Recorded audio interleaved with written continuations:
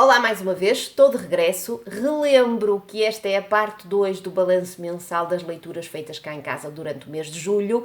Relembro-vos que, se não viram a primeira parte, também não sei do que é que vocês estão à espera, mas pronto.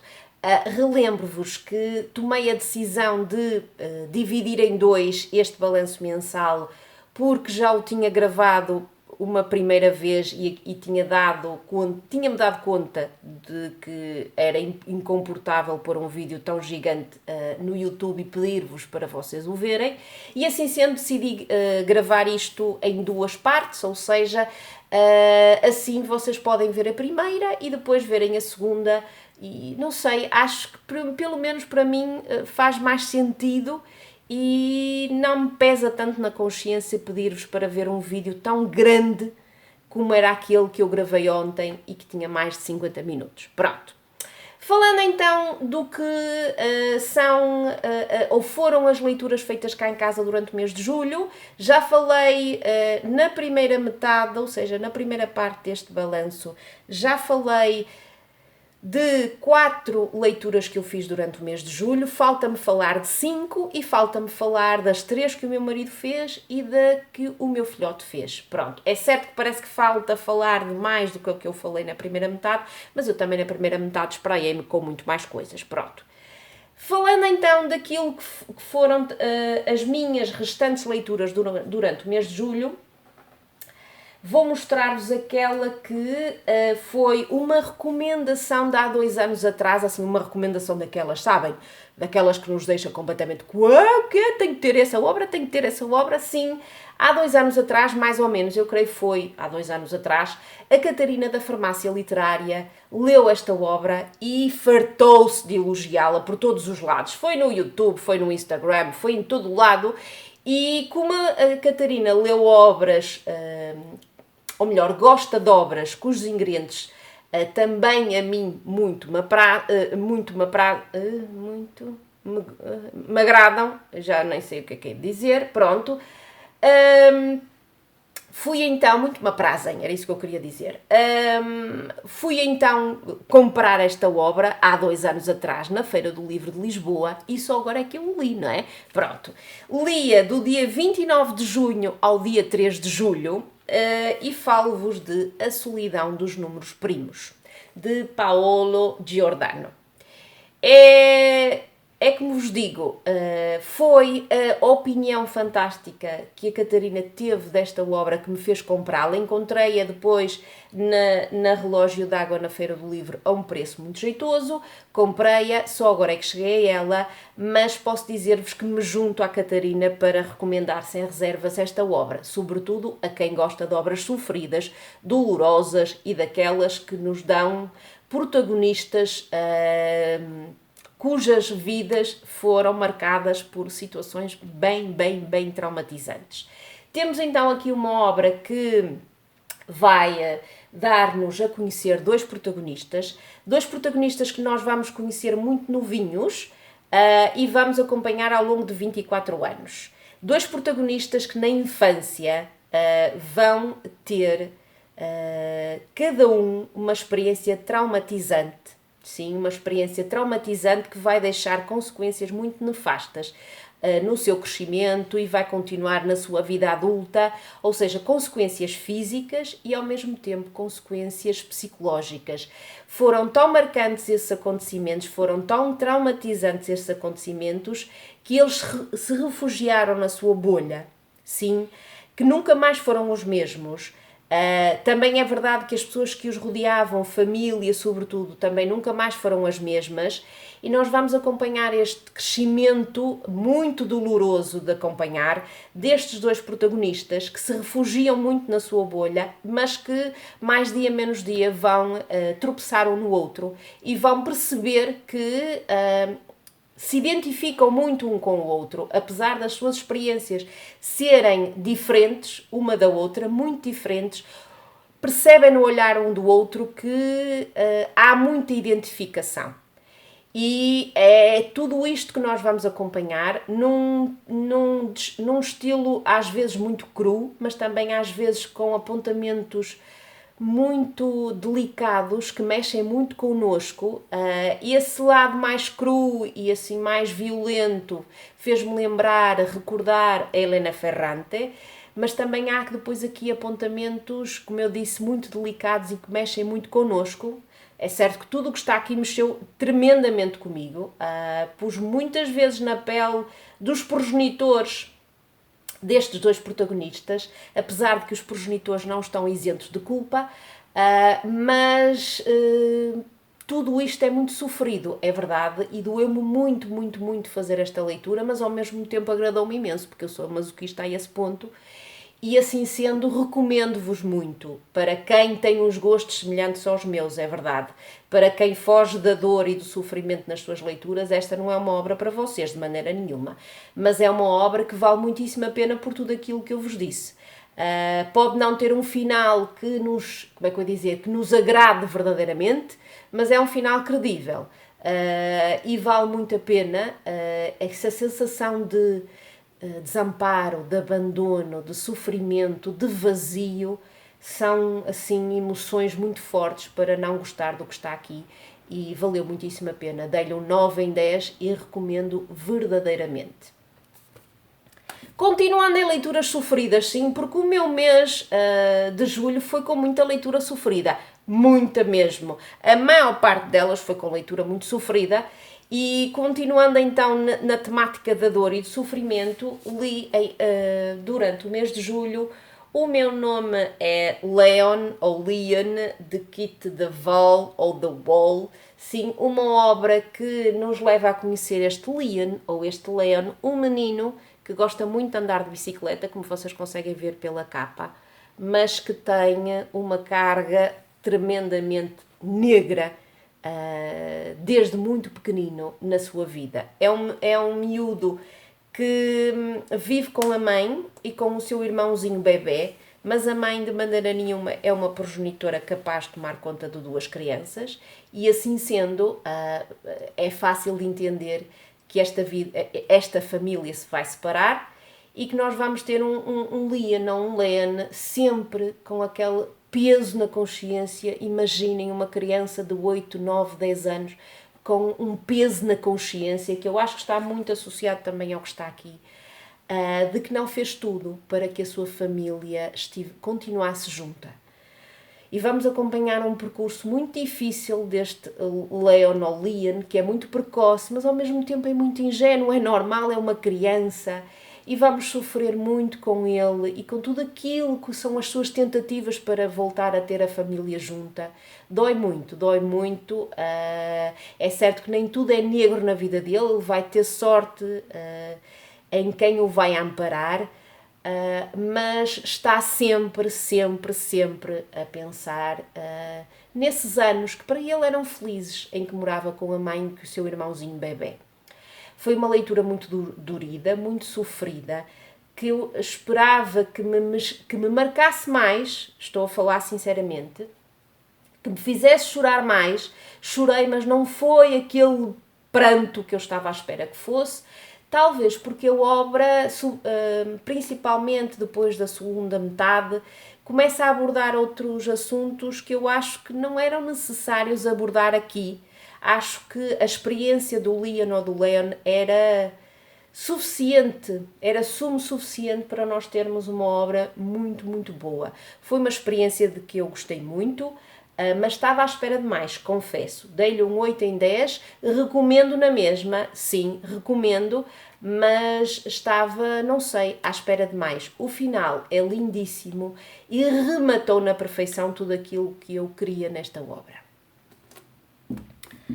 Depois li, já mais para o final do mês, 3 obras que foram a minha participação. Não, 3 obras não. Li 3 obras, 2 das quais foram a minha participação no Lusitana Autores. A terceira não, porque é de uma autora estrangeira. Vou falar então dessas 2 obras que eu li no Kobo e que são de 2 autoras. Uma delas eu já conhecia, a outra foi a primeira vez que entrei em contacto com ela. Falando-vos daquela autora que eu já conhecia, porque já tinha lido uma obra dela antes, falo-vos de Susana Piedade e falo-vos de Três Mulheres no Beiral, que o meu marido leu nos finaizinhos de junho e adorou. Leu também no Kobo, como é óbvio, deixo-vos ficar aqui a capa. Essa obra de Três Mulheres no Beiral lia, deixem-me cá ver, lia do dia 15 ao dia 20 de julho, e é uma obra que eu já sabia à partida que me levaria ao Porto. Essa foi uma das razões também pelas quais eu quis ler esta obra de Susana Piedade. Já tinha lido dela Histórias que Não Se Contam, que eu também, de pouco que eu me recordo, acho que se passa também no Porto. E, assim sendo, saber que a obra se passava no Porto foi uma das razões que me fez querer lê-la agora em julho. Também queria muito lê-la pela opinião muito positiva que o meu marido tinha da obra, ou teve da obra de quando a leu. E, por outro lado, sabia que iria encontrar uma saga familiar, que são coisas, ou melhor, é um ingrediente que vocês sabem já há muito tempo, que me agrada mesmo muito. Vamos encontrar uma saga familiar, onde as protagonistas são três mulheres assim, com garra, que sempre me agradam, e vamos encontrá-las na Baixa Portuense, sobretudo a protagonista mais destacada, que é a Piedade, que é uma octogenária, acho que estou a dizer isto bem, que vive sozinha numa casa que já pede também, como ela, muita atenção e carinho na Baixa Portuense. E vive sozinha, mas ainda tem família. Tem uma neta que se chama Madalena e tem uma bisneta que se chama Catarina. Para além disso, ainda tem um filho e um neto. E são estas pessoas que ela tem ainda muito próximo de si. Também convive diariamente com os seus vizinhos, com quem tem relações muito próximas. E é este dia-a-dia que nós vamos acompanhar desta família. Claro que vamos acompanhar o presente e vamos ao passado e vamos conhecer a história familiar. E tudo isto num momento em que estava ao rubro a exploração imobiliária, que infelizmente ainda continua, e que despejou imensas pessoas, sobretudo idosos, das suas casas onde viveram uma vida inteira. É isso que vamos acompanhar aqui, para além da história familiar da Piedade e dos restantes elementos da família.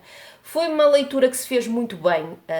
O estilo de Susana Piedade é muito fluido, é simples, lê-se bem, lê-se mesmo muito bem. Gostei imenso da Piedade, conduí-me muito dela e de tudo aquilo que ela teve que passar já nos últimos tempos, ou seja, já com 80 anos, com uma catrafada de gente a bater-lhe à porta porque querem à viva força ficar com a casa dela, a ameaçá-la.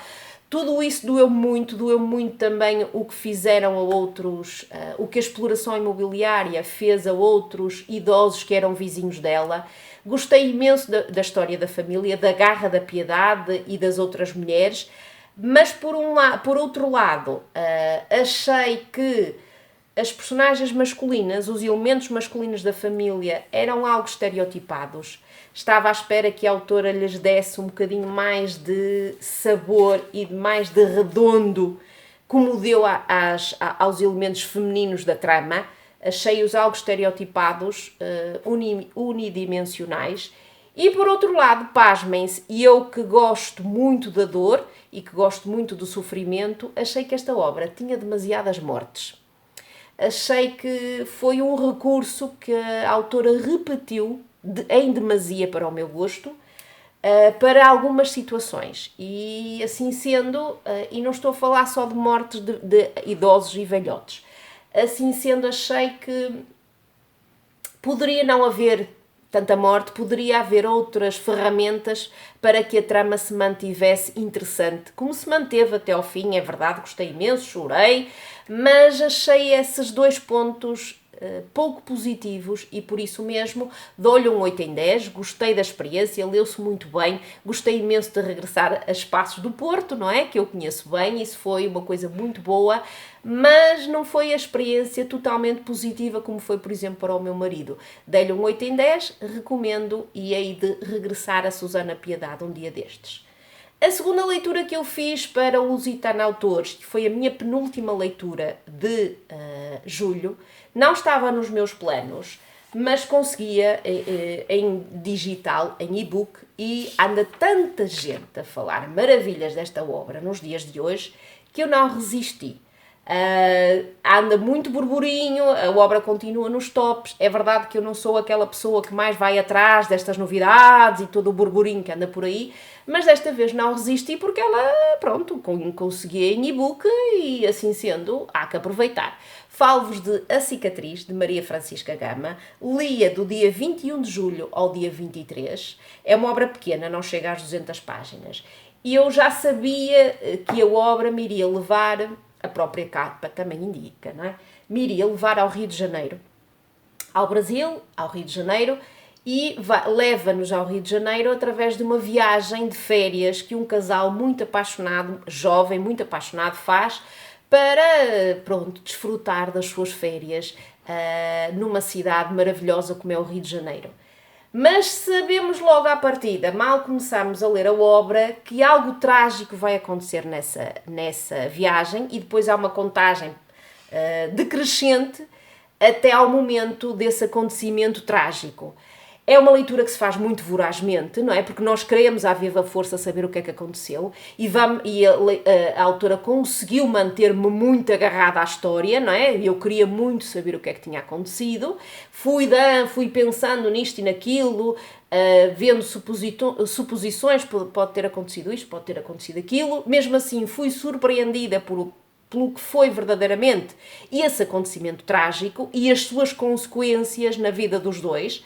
É uma obra que sim, que por tudo isto vale muitíssimo a pena. Chorei muito no final, não fiquei desapontada com o final. Eu sei que há leitores que ficam desapontados com o final, não fiquei, achei o final bastante credível, mas não sei exatamente por que motivo não consegui dar-lhe a nota máxima. Dei-lhe o 9 em 10, e mais não consegui dar-lhe e não sei explicar-vos, nem a mim própria, até aos dias de hoje, porque é que eu não lhe consegui dar a nota máxima. Porque foi uma leitura que eu fiz vorazmente, manteve muito agarrada, gostei das personagens, gostei de tudo aquilo que foi esse dito acontecimento trágico, essa cicatriz na vida destes dois protagonistas, gostei do final. Mas não sei, ou foi o estilo da autora que em um ou outro momento me pareceu, assim, como é que eu ia dizer? Não muito original e não me levem a mal o que eu estou a dizer, mas pareceu que eu já tinha lido ou já tinha estado em contacto com um estilo muito semelhante em outros autores ou autoras, não sei. Sei que houve qualquer coisa que fez com que eu não conseguisse dar-lhe a nota máxima, dei-lhe o 9 em 10, mas recomendo vivamente e percebo perfeitamente porque é que a obra está aí na berra e toda a gente fala maravilhas dela e toda a gente a quer ler. Percebo perfeitamente e não fico atrás nas recomendações. Recomendo-vos vivamente, se vocês já leram se ainda não leram A Cicatriz, que o façam, porque vale muitíssimo a pena. E é mais uma autora portuguesa jovem que anda aí e que merece bem que nós conheçamos as suas obras e que façamos a sua correspondente leitura. Pronto. Para concluir as minhas leituras do mês de julho, trago-vos mais uma leitura sofrida. E esta deixou-me sem respiração e deixou-me assim com muitas questões e muita coisa aqui a borbulhar na minha cabeça e hoje em dia ainda me aparece e me assalta e me fez querer ler mais obras associadas à temática. Aliás, a primeira leitura que eu fiz durante o mês de agosto foi associada a esta temática porque foi algo que me deixou tão incomodada e ao mesmo tempo entusiasmada, apesar de que isto pode não soar muito bem a dizer que estava entusiasmada com a temática, mas foi a melhor leitura que eu fiz durante o mês de julho, sem qualquer dúvida. Lia do dia 24 de julho, creio eu, sim, ao dia 31, ou seja, ocupou uma última semana de julho, e falo-vos de Terra Americana, de Janine Cummins. Acho que também não estava nos meus planos para julho, se não estou enganada. Mas como vi com tempo no final, decidi, passando a redundância, decidi que estava na hora de ler esta obra que a tanta gente marcou e agradou, e eu queria muito juntar-me a essas pessoas, e posso dizer-vos, já vos disse, mas posso dizer mais uma vez que me junto, porque é uma obra que nos marca muito. É uma obra muito atual, infelizmente, ainda continua muito atual e faz-nos questionar muita coisa, sabem? Muita coisa. Em primeiro lugar, fez-me questionar, mais uma vez, e ter noção de que eu sou uma privilegiada, principalmente porque nasci no país onde nasci, que não é um país fantástico para viver, é verdade, tem os seus problemas, mas é um país onde existe paz e existem condições de vida, umas melhores e outras piores, mas existe paz, existe segurança. E assim sendo, só por isso já me sinto uma verdadeira privilegiada, porque tudo o que aqui está nos leva a entender o quanto se sofre no mundo e o quanto nós muitas vezes fechamos os olhos a esse sofrimento. Eu, pelo menos, confesso que fecho muitas vezes os olhos a esse sofrimento, porque já me sinto tão assoberbada com a minha própria vida que egoístamente eu fecho os olhos ao sofrimento que assola o mundo, muitas partes no mundo, e que leva a que muita gente saia, como diz o Pedro Abrunhosa na canção Para os Braços da Minha Mãe, uma pessoa só sai da sua terra quando não tem paz, é qualquer coisa assim. E é isso que nós temos aqui. Temos aqui aquilo que acontece na América e tudo aquilo que está associado à violência, que é, para mim, inconcebível. Eu não consigo visualizá-la de tão horrenda que é a violência que está associada aos cartéis da droga e a tudo que em prol de um poder se faz quando alguém vai ou faz qualquer coisa para divulgar, não é? Para expor esse poder, esses podres. E temos aqui então aquilo que é a vingança de um cartel que é fictício, mas que tem muito do que é, infelizmente, a realidade dos cartéis, e de uma família que é dizimada e da qual só sobra uma mãe e um filho pequenino de 8 anos, e que para fugir a essa violência e a uma morte certa, largam tudo para trás e vão só com uma mão atrás e outra à frente, quase com uma mochilinha, vão em busca da sobrevivência e em busca da paz e em busca do sossego e em busca de uma vida à qual todos nós temos direito. É uma experiência muito difícil, foi uma experiência de leitura muito difícil, que me abriu os olhos mais uma vez para uma realidade que vai ser cada vez mais uma realidade constante nas nossas vidas, que é a violência, a guerra. Aqui não é tanta guerra, mas é a violência e tudo aquilo que são vítimas dessa violência e que fogem dessa violência com nada mais nada menos do que poucos pertences e que vão em condições desumanas em busca de paz. Temos esta viagem destes migrantes, não só destes 2 mexicanos, mas também de outros que se juntam a ele e que vão a pé e que vão em cima de um comboio, nessa Bestia, La Bestia, como é conhecida no México, a besta, que é um comboio de mercadorias, e que eles saltam em condições que muitas vezes onde perdem a vida ou então ficam, como é que eu ia dizer, perdem as pernas, não é?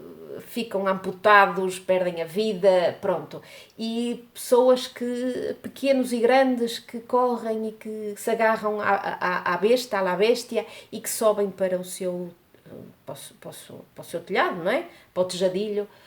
E fazem esta viagem nestas condições desumanas, sempre com o medo de serem apanhados. Olhem, é assim uma sensação muito sufocante mesmo, mas ao mesmo tempo vamos encontrando aqui assim migalhas de bondade, de solidariedade, que nos comovem de igual forma. E é o que vos digo, foi uma experiência de leitura avassaladora, dilacerante, que ainda hoje me marca muito e que nos faz questionar tanta coisa, incluindo o nosso próprio egoísmo, e faz-nos lembrar que estas pessoas são, como diz a autora no final, apenas pessoas como nós, e que querem paz e que querem poder viver em paz e em segurança e que têm direito a uma vida digna como todos nós.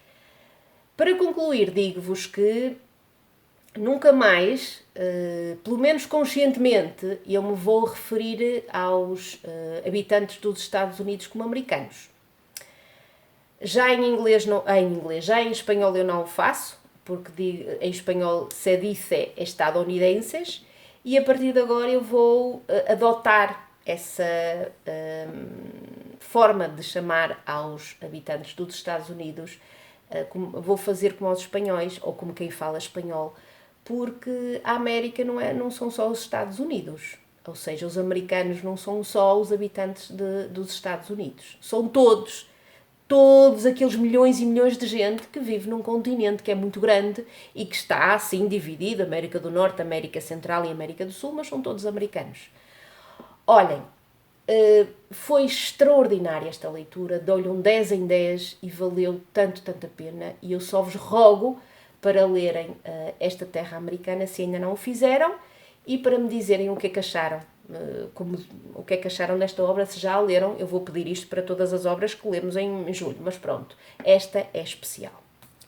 Para concluir, falta-me falar das leituras dos meus homens, não é? Como vos disse já lá no início, o meu marido leu apenas 3 obras, 2 delas em português e uma delas em espanhol. Deixem-me olhar aqui para o caderninho dele. Começo por aquela que ele leu em espanhol e que foi uma recomendação minha, porque se eu não lhe dissesse para ler esta obra, ele iria esquecer-se dela, porque já não estava ali nas leituras, nas obras por ler, não é? E falo-vos de Aprender a Falar com as Plantas, de Marta Orriols, esta obra que eu li em maio e que eu recomendei-vos, assim, muito. Também recomendei ao meu marido que a lesse, ele fê-lo agora em julho e juntou-se a mim, deu-lhe um 10 em 10, e é uma obra muito dura também, que aborda o luto de uma morte inesperada e tudo aquilo que são essa amálgama de sentimentos que alguém, perante uma morte inesperada e perante outras coisas que fica a conhecer dessa pessoa que morreu, tem que lidar com tudo isso. E como nós percebemos, mesmo não tendo passado por isso, é uma situação muito difícil de se passar por, e é isso que nós temos aqui, e por isso vale muitíssimo a pena. É muito boa esta obra e vale tudo o que vocês quiserem dela, e também está no Kobo. Por isso, leiam, por favor, Marta Orriols e Aprender a Falar com as Plantas, porque é uma obra extraordinária. Das 2 obras que ele leu em português, continuou a conhecer Susana Piedade e leu O Lugar das Coisas Perdidas. Leu-a a meados de julho, esta leu-a no princípio de julho, O Lugar das Coisas Perdidas leu em meados de julho e deu-lhe 9,5 em 10. Não sei, leu no Kobo, esqueço, tenho que pôr aqui a capa, não é? Não sei exatamente o que é que lhe faltou para a pontuação máxima, mas também ainda não li a obra, não vos posso ajudar muito. Se hei de ler essa obra de Susana Piedade também no Kobo um dia destes e depois falar-vos-ei melhor sobre essa experiência de leitura. Da parte do meu marido foi o 9,5 em 10 e foi então uma participação no Lusitano Autores. A sua segunda participação foi também no Kobo e foi uma obra de Paulo M. Moraes e chama-se Uma Parte Errada de Mim. Deixo-vos ficar aqui a capa. Deu-lhe o 9,5 em 10, também não sei por que motivo não lhe deu a pontuação máxima, mas é uma obra que, esta sim, eu não hei de ler tão cedo, porque aborda, sei que é a jornada eu acho que é a jornada do próprio autor, face ao cancro e à luta contra esta doença que parece que não nos larga, e esta obra sim, eu não estou com muita vontade de a ler tão rapidamente, por questões familiares. Não é uma coisa que eu queira explorar nos próximos tempos e, assim sendo, um dia destes, lá mais para a frente, também a quero ler. O meu marido leu agora e deu-lhe o 9,5 em 10. Para concluir, falta-me dizer aquilo que leu o Dani. E o Dani leu do dia 12 de junho ao dia 17 de julho. Furriel não é nome de pai, os filhos que os militares portugueses deixaram na guerra colonial, da fantástica Catarina Gomes. Ainda não li esta obra, o meu marido já a leu, o meu filhote já a leu, deram-lhe 10 em 10, o filho sim também lhe deu. Foi uma recomendação minha, porque ele anda nesta senda de não ficção e tudo que está associado à história de Portugal no século XX e assim sendo, recomendei-lhe e ele gostou muito, muito, muito, aliás amou, deu-lhe um 10 em 10 e por isso mesmo só falta a mim, só falto eu ler esta obra, mas sei que vai ser também uma experiência de leitura muito, muito, muito, muito boa. E está feito. Estou a suar de tanto falar com a garganta seca, mas está feito e está feito de uma forma que a mim me agrada mais, que é estar dividida em duas partes. Contem-me tudo aí embaixo do que é que acharam das nossas leituras, contem-me também o que é que acharam desta divisão do balanço mensal, se foi a decisão acertada e digam-me o que é que leram para o Júlio Nobel, contem-me o que é que leram para o Lusitano Autores, contem-me tudo, tudinho aí embaixo e se sobreviveram a estas duas metades e olhem, um grande, grande beijinho, boas férias, sim, umas excelentes férias e muito descanso e muitas leituras boas, se assim for o caso. Se não, paciência, ânimo, força e também muito boas leituras, ok? Um beijinho muito, muito grande e vemo-nos num próximo vídeo. Tchau!